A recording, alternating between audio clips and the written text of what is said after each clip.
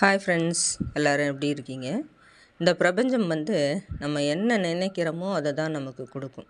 அதனால் எல்லோரும் நல்லா இருக்கணும் அப்படின்னு நான் கடவுள்கிட்ட பிரார்த்திக்கிறேன். நாளைக்கு வெள்ளிக்கிழமைன்றதுனால இந்த கோலம் போடுறேன். வெள்ளிக்கிழமை அப்படின்றது அம்மனுக்கு மிகவும் உகந்த நாள். முதல்ல கடவுளை உள்ளே வரவழைக்கணும் அப்படின்னாக்கா மகாலட்சுமியின் அம்சமான கோலம், லக்ஷ்மி கடாட்சம்னு சொல்லுவாங்க. அதனால் வாசலில் முதல்ல கோலம் போடணும். கோலம் போட்டால் தான் அந்த வீட்டுக்கு மகாலட்சுமி உள்ளே வருவாங்க.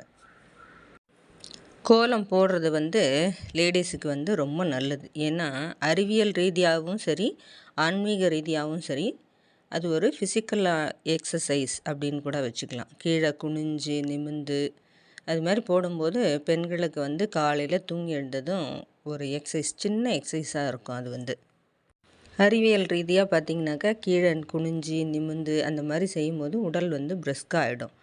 ஆன்மீக ரீதியாக அப்படின்னு பார்த்திங்கனாக்கா கோலம் கடவுளில் உள்ளே வரவழைக்கிறதுக்கு அது ஒரு முதல் தளம் அப்படின்னு கூட சொல்லலாம்.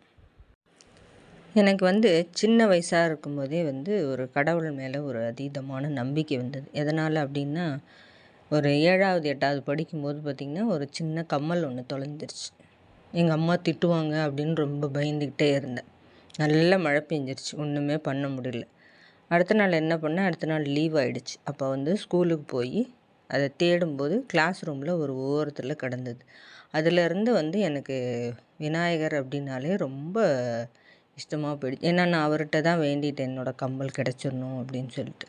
அதனால் எந்த ஒரு செயலையுமே நம்பிக்கையோடு செஞ்சீங்க, கடவுள் நம்பிக்கையோடு செஞ்சிங்கன்னா அது கடவுள் நமக்கு துணை இருப்பார். அதனால் எந்த ஒரு வேலையுமே நம்பிக்கையோடு செய்யுங்க. அது கண்டிப்பாக உங்களுக்கு வெற்றியை கொடுக்கும்.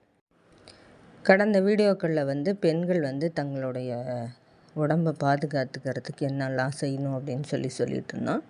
அதில் இன்றைக்கி சிறுதானியத்தில் ஒன்றான ராகியை பற்றி தான் சொல்ல போகிறேன். ராகி சேமியா. இந்த ராகி சேமியா ரொம்ப நல்லது. அதிகமான ஃபைபர் கண்டென்ட் உள்ளது இந்த ராகி சேமியா. அதனால் அதை எப்படி செஞ்சு சாப்பிட்றதுன்னு சொல்லி பார்க்கலாம். நான் அதுக்கு குடமிளகாவும் கேரட்டும் நீட்டாக கட் பண்ணி எடுத்துப்பேன். நம்ம எப்பவும் போல் உப்புமா தாளிக்கிற மாதிரியே தான். நான் அந்த ராகியை ஒரு 10 நிமிஷம் இல்லை, ஒரு 10 செகண்ட் தண்ணியில் போட்டு அப்படியே வச்சுருங்க. உப்பு லைட்டாக அதில் போட்டு ஊற வச்சுட்டு அதை தண்ணியை வடித்து வச்சுக்கோங்க. இந்த பக்கம் வானலில் எண்ணெய் ஊற்றி கடுகு, உளுத்தம்பருப்பு, பச்சை மிளகாவும் போட்டுக்கலாம், காஞ்ச மிளகாவும் போட்டுக்கலாம், வெங்காயம் இதெல்லாம் வதக்கிட்டு இந்த கட் பண்ணி வச்சுருக்கிற காய் எல்லாத்தையும் போட்டு நல்லா வதக்கிட்டு உப்பு போட்டு லைட்டாக, இதில் பாதி உப்பு அந்த ராகியில் பாதி உப்பு இருக்கணும். அது மாதிரி போட்டு நல்லா கிண்டி விட்டுட்டு சிம்மில் வச்சு மூடிடுங்க. தண்ணி தெளிக்க வேண்டாம். ஏன்னா அதில் இருக்கிற அந்த காயில் இருக்கிற தண்ணியிலே அந்த கேரட்டும் குடமிளகாயும் வெந்துடும். நல்லா வெந்ததுக்கப்புறம் இந்த ராகி சேமியாவையும் அதில் எடுத்து போட்டு நல்லா உதிரி உதிரியாக வரும். அதை நல்லா போட்டு கிண்டி விட்டுட்டு ஒரு 5 நிமிஷம் 10 நிமிஷம் சிம்மில் வச்சிங்க அப்படின்னாக்கா நல்லா வெந்துடும். அதுக்கப்புறம் எடுத்து சாப்பிட்டிங்கன்னா ரொம்ப டேஸ்ட்டாக இருக்கும்.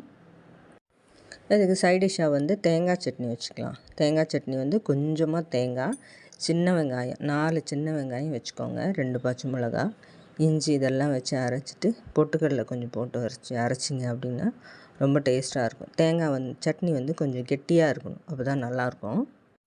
இது எல்லாருமே சாப்பிட்லாம். சுகர் பேஷண்ட்டோ இல்லை நம்மள மாதிரி லேடிஸோ குழந்தைங்களோ எல்லாருமே சாப்பிட்லாம்.